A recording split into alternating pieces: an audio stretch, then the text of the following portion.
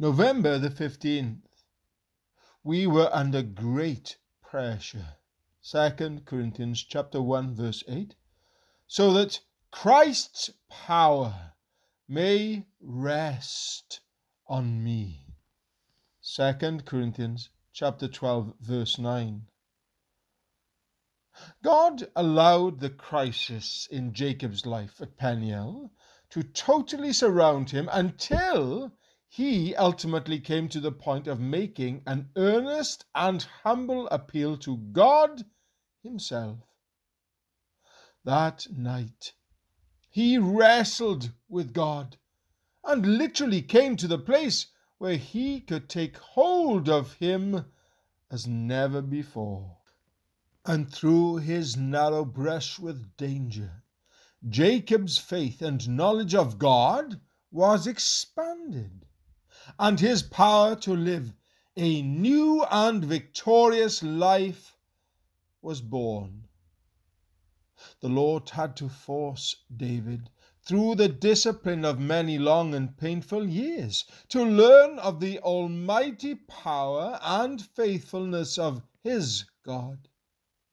Through those difficult years, he also grew in his knowledge of faith and godliness, which were indispensable principles for his glorious career as the King of Israel. Nothing but the most dangerous circumstances in which Paul was constantly placed could ever have taught him, and thus the church through him, the meaning of the great promise of God he learned to claim: my grace is sufficient for you. 2 Corinthians chapter 12 verse 9.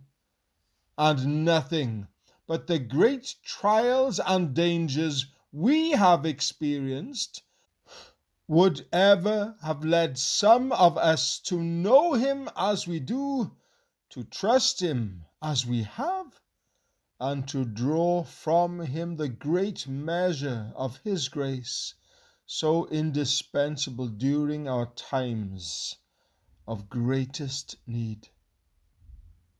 Difficulties and obstacles are God's challenges to our faith. When we are confronted with hindrances that block our path of service, we are to recognize them as vessels for faith, and then to fill them with the fullness and complete sufficiency of Jesus. As we move forward in faith, simply and fully trusting him, we may be tested. Sometimes we may have to wait and realize that perseverance must finish its work. James chapter 1 verse 4.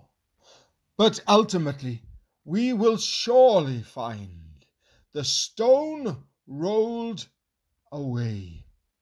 Luke chapter 24 verse 2.